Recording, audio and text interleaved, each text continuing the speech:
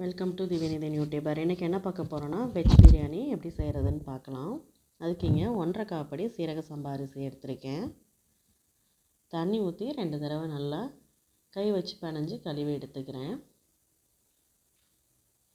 நல்லா கழுவுனதுக்கப்புறமா கொஞ்சமாக தண்ணி ஊற்றி இது ஊறட்டும். இது அப்படியே இருக்கட்டும். தேவையான பொருள்லாம் எடுத்து வச்சுருக்கேன். ஸ்டவ் ஆன் பண்ணி ஒரு பாத்திரம் வச்சுருக்கேன். அதில் 3 குழிக்கரண்டி எண்ணெய் ஊற்றிருக்கேன். எண்ணெய் நல்லா சூடானதும் 2 பிரியாணி இலை, 3 துண்டு பட்டை, 4 கிராம்பு சேர்த்துருக்கேன். இதெல்லாம் நல்லா பொரிஞ்சதும் வெட்டி வச்சுருந்த பெரிய வெங்காயத்தை இதோடு சேர்த்து நல்லா கலந்து விட்டுக்கிறேன். கூடவே 2 தக்காளி, ஒரு கை புதினா சேர்த்து அதையும் நல்லா வதக்கிக்கிறேன்.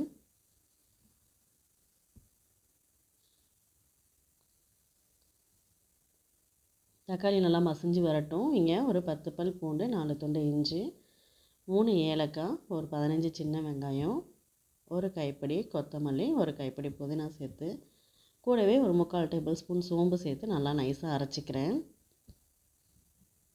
தக்காளி நல்லா வதங்கினோன்னே அரைச்ச பேஸ்ட்டு சேர்த்துட்டு நம்ம வெட்டி வச்சுருந்த காயை இதோடு சேர்த்துக்கலாம். நான் இங்கே பீன்ஸ், கேரட், பட்டர் பீன்ஸ் சேர்த்துருக்கேன். காய் நல்லா வதங்கட்டும். இஞ்சி பூண்டோட பேஸ்ட்டும் நல்லா வதங்கட்டும்.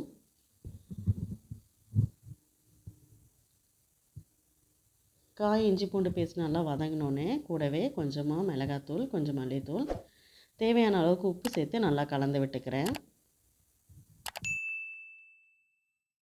கலந்து விட்டுட்டு இதில் 1.5 காப்படி அரிசி எடுத்திருந்தேன். அதில் இங்கே 3 காப்படி தண்ணி ஊற்றிருக்கேன். சின்ன லெமனாக இருக்கனால ஒரு லெமன் எடுத்து அதை ஆஃபாக கட் பண்ணி ஜூஸ் எடுத்துக்கிறேன். ஜூஸ் இதோடு சேர்த்துட்டு நல்லா கலந்து விட்டுட்டு உப்பெல்லாம் செக் பண்ணிக்கலாம். உப்பு நல்லா செக் பண்ணதுக்கப்புறமா ஒரு தட்டு போட்டு மூடி கொஞ்சம் நேரம் கொதிக்கட்டும். பட்டர் பீன்ஸ் நல்லா வேகணும். நல்லா தண்ணி கொதித்து பட்டர் பீன்ஸ் எல்லாம் வெந்தோடனே நம்ம ஊற வச்சுருந்த அரிசியை தண்ணி வடிகட்டிட்டு இதோட சேர்த்துக்கிறேன். அரிசி சேர்த்துட்டு நல்லா கலந்து விட்டுட்டு ஒரு தட்டு போட்டு மூடிக்கிறேன்.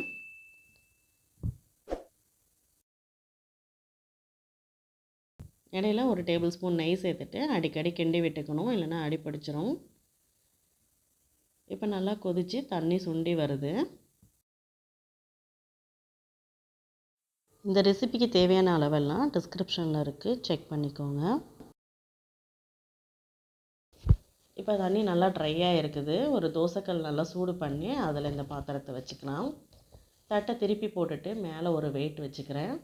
ஸ்டவ்வை லோ ஃப்ளேமில் வச்சு ஒரு 10 நிமிஷம் போல் இருக்கட்டும். தண்ணி எல்லாமே வற்றி நல்லா ட்ரையாக அரிசி வெந்து வந்திருக்கு. நல்லா உதிரி உதிரியாக வெஜ் பிரியாணி ரெடி ஆகிடுச்சு.